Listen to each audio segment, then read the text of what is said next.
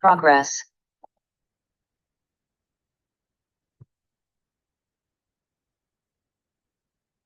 All right, great.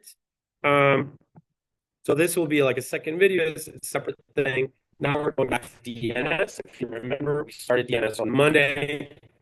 So we're just gonna pick up there. I assume UFW, I'm not hearing any questions, so that's clear. So today we're just gonna continue with the PDF. Let's take a look over here. So we were on host-based firewalls. We completed that. Now we're looking at the DNS example, right? And the document that you're going to be using is essentially ENS. I'll show you this PDF here.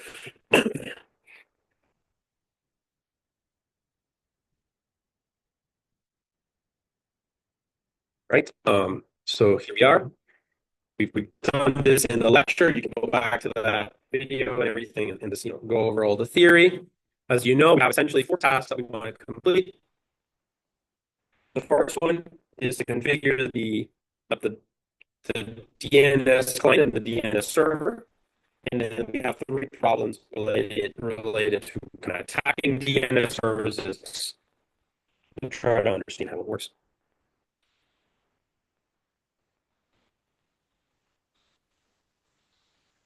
Okay, so let's try that.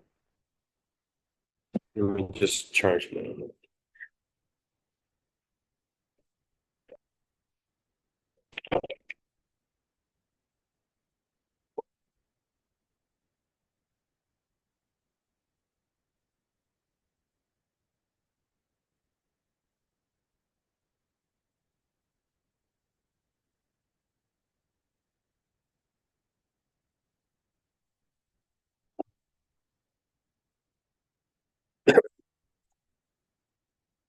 Okay.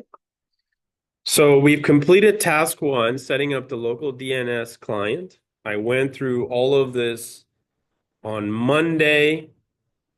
And we went through this part and this part here.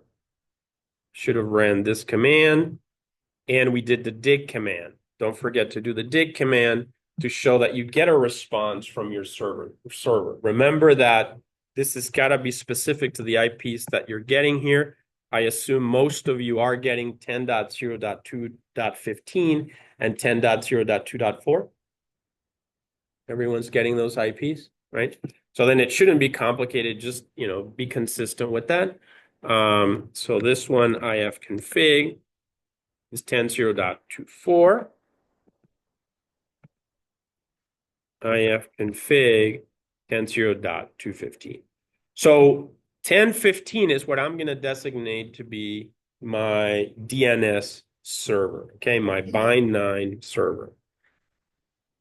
So now it says here, set up a local DNS server, which is this, for the local DNS server, we need to run a DNS server program. The most widely used DNS server software is called BIND, Berkeley, which stands for the Berkeley Internet Name Domain, which, as the name suggests, was originally designed at the University of California, Berkeley in the 1980s. The latest version of BIND is BIND9, okay? And I mean, by the time this was like maybe 5 years ago, I'm not sure if there's a bind 10. You can look it up. But yeah, there could be 9 point something, etc. All right. So the latest version is bind 9, according to this document, which was first released in 2000. We will show how to configure bind 9 for our lab environment. This is like very, very Linuxy, right? If whenever you've set up something on Windows, you do your GUI and you're quite comfortable with that. And I get this is totally different, but this is how you do it in Linux, right? So you have to learn, you have to think how nice it is today compared to how this used to be a decade ago, right? So you'd have to install every dependency manually. You had to make sure the versions were correct. It was painful. But now it's actually pretty straightforward. My suggestion, whenever you're installing something here, this document is consistent with 2004, but in the Hadoop topic will not be the same. So in the Hadoop topic, I will not give you documentation. Instead, I'll give you some ideas, but you really have to go to the web and you have to know how to choose the instructions when installing a program on Linux. It'll be kind of like your challenge.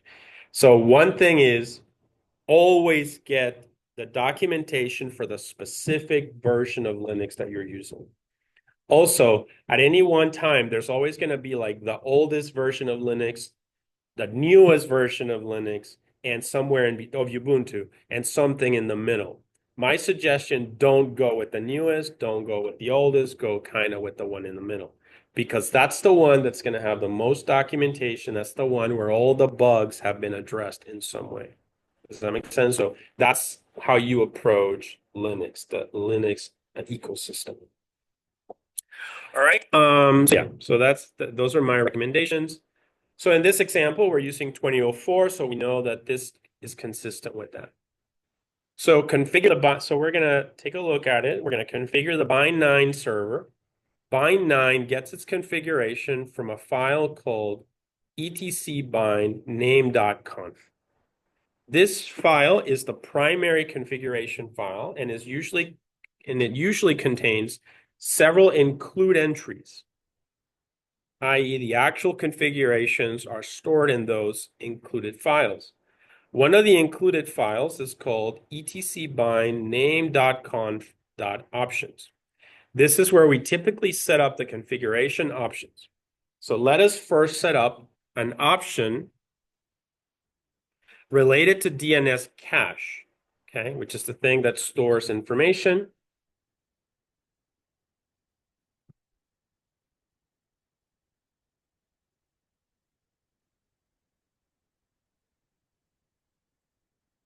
Okay.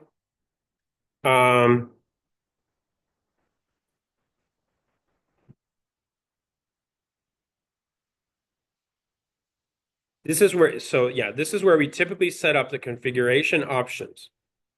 Let us first set up an option related to DNS cache by adding a dump file entry on the options block. So essentially we use, I have to use this syntax and we're going to add this entry into the proper file.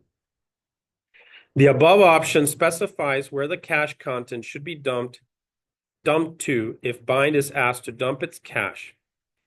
If this option is not specified, bind dumps the cache to a default file called var cache bind namedump.db. The two commands below are related to DNS cache. The first command dumps the contents of the cache to the files specified above, and the second command clears the cache. All right, so let's play with this idea. First, I just want to look at these two files. So I'm going to go to, so there's this file, etc/bind name.conf. There's this one options. I don't really care about this, but I do want to look at those two. So let's go to etc/bind name.conf. All of this would happen in 10.02.15 as this is the DNS server. The other one, you don't have to do this. All right, so let's go to cd etc bind. Okay, here we are. ls-l. There's a few files in here. We can take a look at that. The document says that there's a name.conf file in there. All right, so there it is, name.conf. Okay, so we can take a look at it. Obviously, look at the permissions as root. So sudo named.conf. Whoops, oh, sudo nano. Okay, and you can see here we have information. Now, my file probably looks different because I have already, yeah, go ahead. Pardon? You don't have the bind folder? If you don't have it, I think it says to install it. None of you have it? None of you have a bind folder in ETC? Nope. Okay. So then, if you don't have it,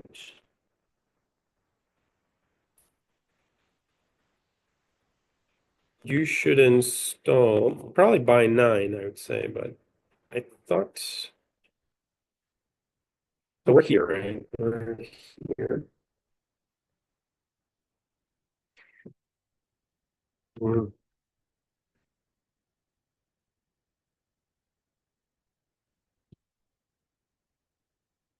Right. So let me just take a look at my notes to see if I can give you the exact command. Oh.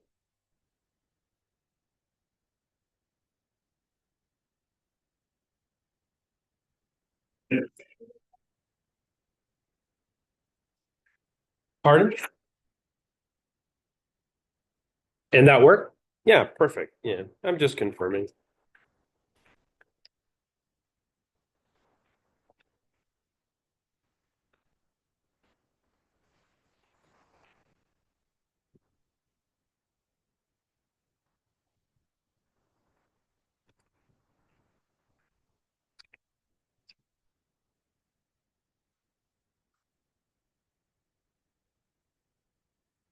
Yeah, so run it in when it's finished. Let me know if you have that bind folder now in ETC. Huh? Oh, you do have it now. Okay, perfect. Then you do have it. Yeah. So let's just looking for it.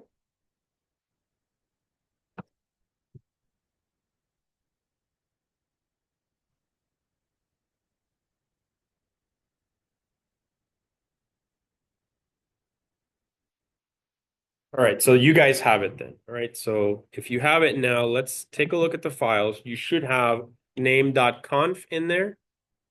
Okay. So go ahead and open that and tell me what information is in that file, like what data you have in there. The assignment, the document says that we want to add the file is so it says this file is the primary configuration file and it usually contains several include entries. Okay, so let's verify that. Yep, there's a few includes in there, including that conf.options file, right? You should see that. If you don't have this right now, don't worry about it. And then it says the actual configurations are stored in those included files. One of the included files is called etc bind name.conf.options. This is where we typically set up the configuration options. Let us first set up an option related to DNS cache in there. So we're going to go to the options file.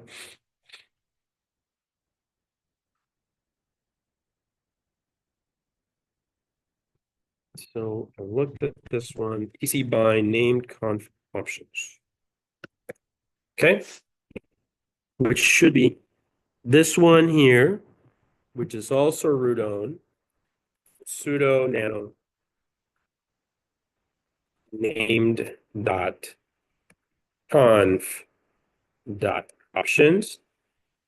All right. And you can see here we have the file now.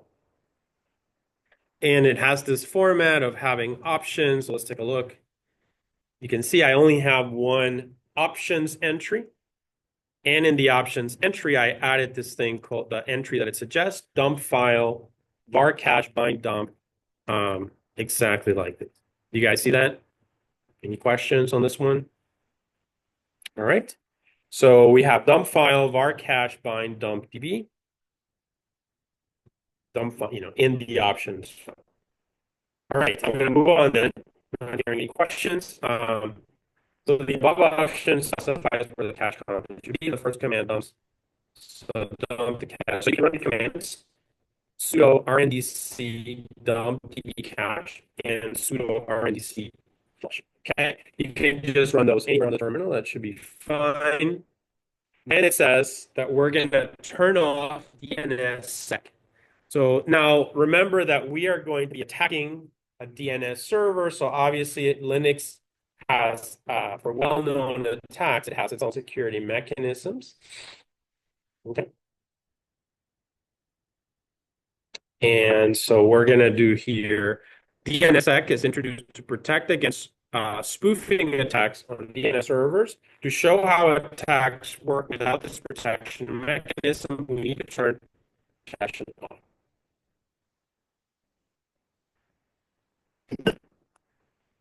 This is done by modifying the name.conf options file, comment out the DNSSEC validation entry, and add DNSSEC enable entry. Okay, so we need to do two things. So it says and add the DNSSEC enable and set it to no. I suppose is what it's saying. That's showing in the picture. So I'm going to go back to my virtual machine, have the file open, and you can see I already have the entry, DNSSEC enable. No, notice it's not commented out. Here we comment out with 2 forward slashes. So DNSSEC validation is commented out. Any questions? Does this make sense? Pretty straightforward. All right, so you can see this is, how you install or configure things in Linux. All right, so let's keep going. So it seems like we're here. Now it says you're going to start DNS server. We can now start the DNS server using the following command. Every time a modification is made to the DNS configuration, the DNS server needs to be restarted. The following command will start or restart the BIND9 DNS server. So if you notice, I'm going to do sudo service BIND9 restart. Okay. So I'm going to close. I can do it here. Let's see. What happened to my file? Oh, I think I'm in another. Yeah, it's because I made it smaller. All right, here. So clear. I have config.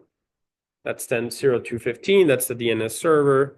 So it says sudo service bind9 restart, I believe. So sudo service bind9 restart. Sudo service bind9 restart. There we are. So let's go ahead and, up here, right? So sudo service bind9 restart.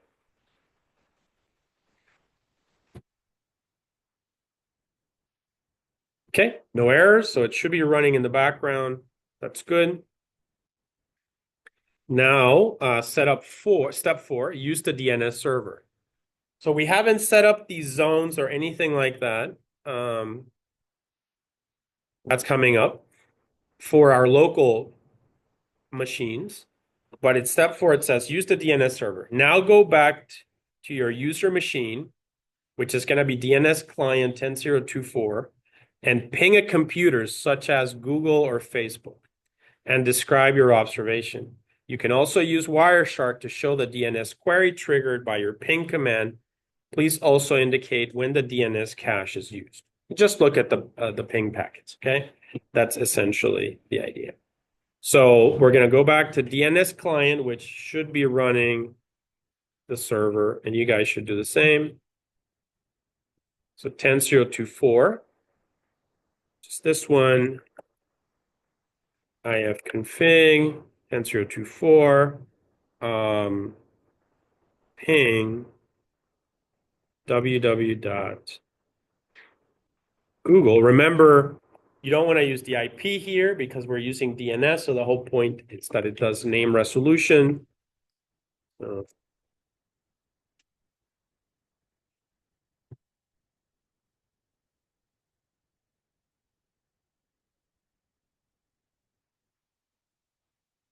and look in the background. Okay, temporary failure in name resolution, so I wasn't able to do it. Let's do dig.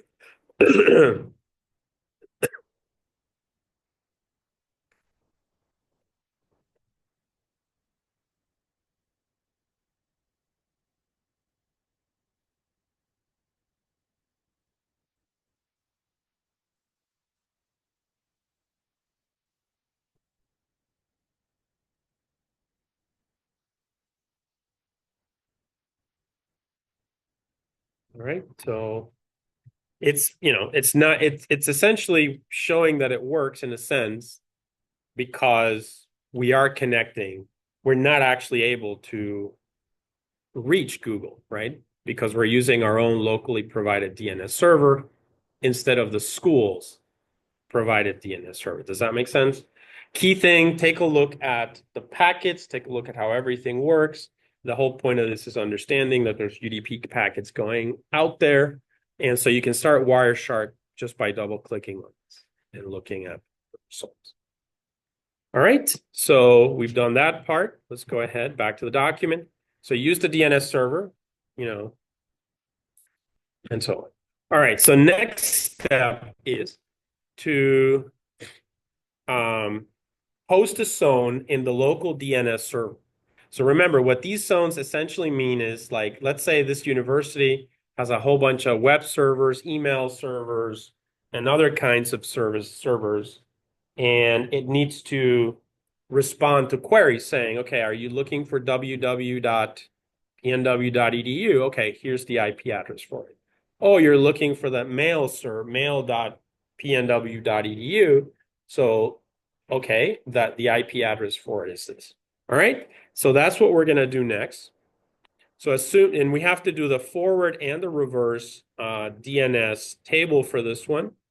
So we're going to take a look here. So task 3, host a zone in the local DNS server. Assume that we own a domain. So assume that we own a domain, such as example.com. We will be responsible for providing the definitive answer regarding this domain, the IPs, essentially. That's all it is. So we will use our local DNS server as the authoritative name server for the domain. In this lab, we will set up an authoritative server for the example.com domain. This domain name is reserved for use in documentation and is not owned by anybody according to this document. So it is safe to use it. Okay. Remember that this is just a local DNS. We're not doing like internet-based DNS labs. So we're just focusing on the local network. So the first step now is to create the zone. Okay. So this, I already have, but I already implemented this, but I'll show you what your file needs to look like as you are doing your configuration. So create zone. We need to create 2 zone entries in the DNS server bind by adding the following contents into the file etc bind name.conf. Okay, so now it's specifying that we need to go to etc bind name.conf.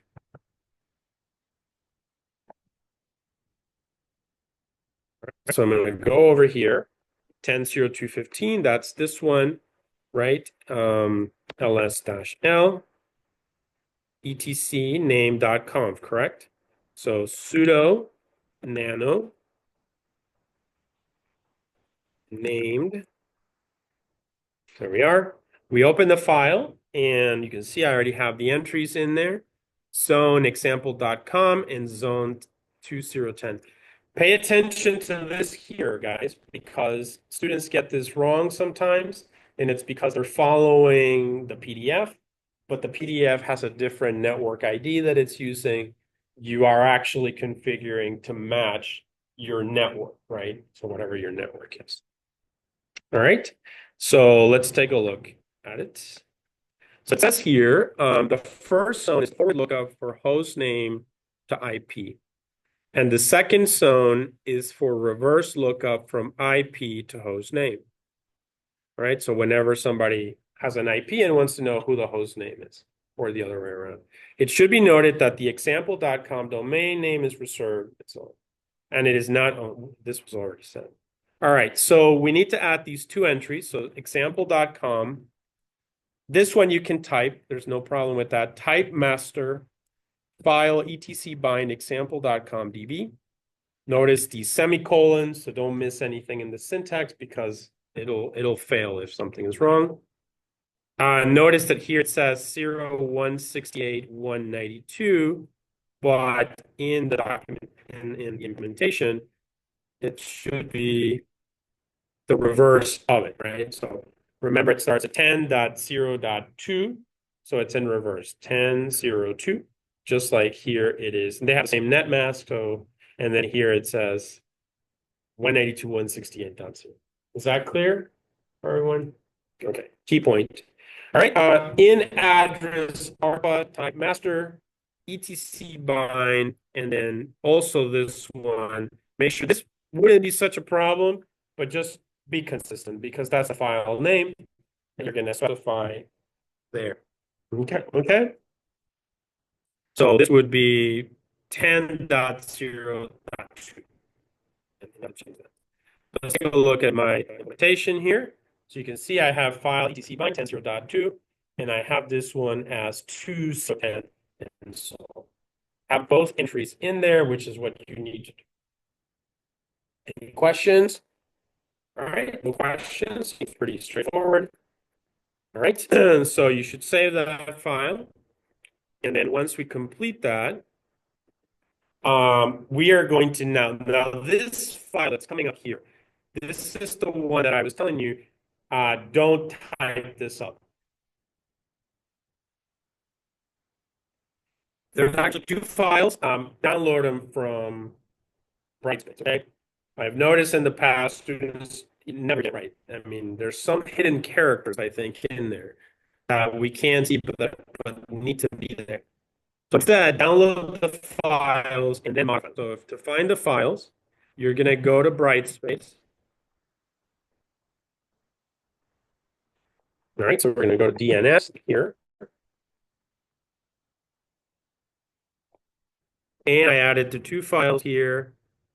Notice that the name I haven't changed, so you have to modify it. I don't know what network you have, but you need this file and this file.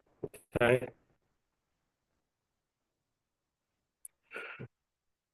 So if you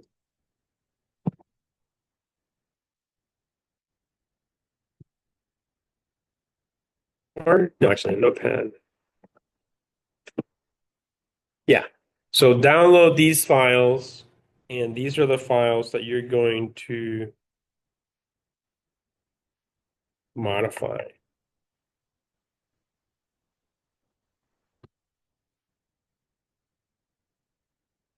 Any questions?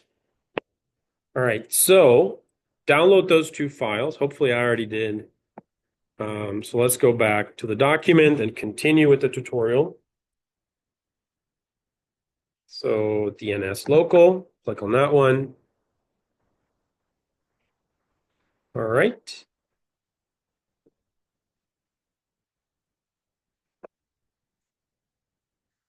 All right, so next step, set up the forward lookup zone file. The file name after the file keyword.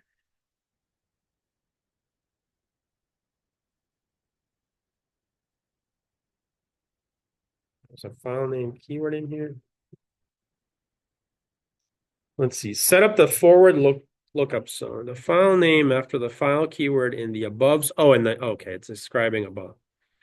In the above zone definition is called the zone file. Yeah. And this is where the actual DNS resolution is stored. So it's saying these two files. So now it's talking, these two files are these two files down here. And this is where the actual DNS resolution is stored. In the etc bind directory, create the following file, example.com db. You can create that one as is. And then the other one is going to have the 10.0.2 name. Readers who are interested in the syntax of the zone file can refer to RFC 1035 for details. This also describes some of it. I mean, I'm not going to describe it, but obviously you can dig in deeply into it. we only have to make some minor changes here related to the IP addresses. Now, one key thing, for instance, is you have a 10.0.2 network, right? And so these are all need to be changed to 10.0.2. And notice that you're going to create these 101, 102, 10, and 100 IP addresses, which are supposed to be your WW, your mail, your NS. Now, you don't have to create these servers, right? But it doesn't matter. What matters is that when you do a dig command for WW, it'll return www.example.com or something like that. It'll return the IP address that you specified here. And that's good enough, right? So that tells you that the name resolution was done. At that point, it would use that IP to go query that server, but you don't have a mail server. You'd have to create a web server, a mail server, a whole bunch of servers. But the information can still be there. Does this make sense though? So it is essentially you're saying you have 10.0.2.4, 10.0.2.15, and now you have 10.0.2.101, which is your web server, 10.0.2.102, which is your mail server, and so on, right? However many servers you want to have. All right, great. So you're going to then go into this file and just change the IPs, essentially the network ID of these 4 files. That's it. So change this 192.168.0 to be 10.0.2 if you're using that network. Okay. You can read through this description, but actually let me go into etc bind and look for these files. So I'm going to go into 10.0.2.15 over here. And I'm going to do clear. All right, so I'm going to do ls-l. And you can see I have the file. So I have this one, example.com.db. And I have this other file called 10.0.2db. So we can take a look at the first one. I'm going to do sudo nano example.com.db. And you can see it's that same file that you download from Brightspace. Just ensure that you change the network IDs appropriately. Got it? Okay. Not hearing any questions. Then let's take a look at the other one. Go nano 10.0.2db. And you can see this one, this one, you don't have to change anything, just the name. Okay. But everything in here, you can use as is. Okay. All right. So let's go ahead then and finish reading it. So this describes what some of these commands are, but we're not really modifying them. Now let's look at step 3 over here. It says set up the reverse lookup zone file. Okay, so to support DNS reverse lookup from IP address to host name, we also need to set up DNS reverse lookup. In the etc bind directory, create the following reverse DNS lookup. Change the name, and we're going to add our, that's the content of it that we just saw. And as you can see, we don't really have to change anything. All right, so that's essentially it. That's a configuration of bind. Okay, you created your zones, and obviously you can set up your web servers, email servers, and all that. And now you have a DNS server that can respond. Okay, so let's go ahead, step number 4, and it says restart the bind server. So restart the bind server and test. Well, changes are made. Remember, restart the bind server. Now go back to this is key. Now go back to the user machine and ask the local DNS server for the IP address of www.example.com using the dig command. Right. So let's go ahead. Let's moment of truth here. So I'm going to hit clear here. I haven't made any changes, but for completion, I'm going to restart it. So I have config. This is 10.02.15. This is the DNS server on Linux. So now I'm going to do sudo service. Let's bind 9. Right, so I'm going to go to, yeah, sudo service bind9 restart.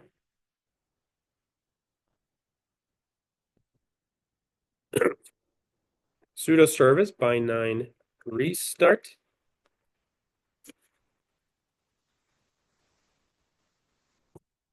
Right, there we are.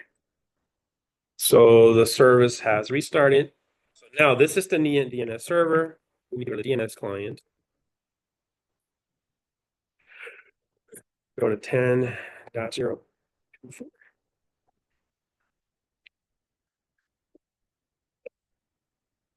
Right, 10.0.24. So we do dig, and then it says to www.example.com.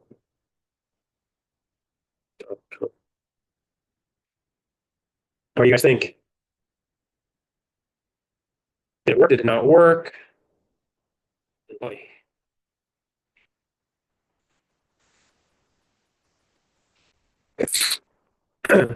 it work? Did it not work? Oh no. So yeah, it's an abstract one. Right? It didn't work. There it is. When I did example.com, what did it tell me? That it is 10.0.2101. Do you guys see what I'm saying? It's providing name resolution on this network. Let me do another one. So mail. What was it just the word mail? I can't remember. It's either mail or MX. So let's do mail. What did it say for mail? Did it work or no? What does it say? So I'm asking it with dig to resolve mail.example.com. What did it resolve it to? Which is, there you go. Exactly. NS, I believe, was 103, right? Or was it 10? I can't remember. One or the other. So let's do NS. I believe there was an NS or something. Yeah, 10. There you go. This is exactly what you need to get in your lab, right? I can't stress enough. This is what you need to get to show that you've configured your bind server correctly so that the DNS client can use this as a DNS server. And you've configured your first DNS server on Linux. For the current project at the end of the semester, the week before finals, you can configure a service, just not DNS. For instance, you can email, you can do log or something like that. Just pick a Linux service. If you can't think of some super creative idea, and just do that. That should be fine. All right. Any questions? Obviously, I did it in the video. If you're having issues, go through the video. I'll post this one later today or tomorrow. So are there any questions so far? No? All right, good. So we completed, the most critical part, right? So if you do this one right, then the security thing should be very straightforward, very easy. But you can see we have finished part one, configured DNS client, DNS server. Now we are ready to do the attacks on the VM. The first attack is super easy. So I'm not gonna, as I said, I'm not gonna make this homework due next week. Instead, on Tuesday or Monday and Wednesday, we'll continue. We have a few minutes left, so I'll probably start just motivating some of the problems. Unless you guys have questions on it. You're all good? Do you have a question? Yeah, I saw it. Okay, so you want me to help you with that? All right, all right. So let's do that then. I will stop the video here. This is a good stopping point, and then on Monday I will pick it off here. Okay, sorry that I'm looking at the attack, but remember, yeah, I just kind of understand how. Yeah. Tomorrow, maybe until 8:30 today. So, but tomorrow I will by tomorrow for sure. All right, so let's go ahead and close this one.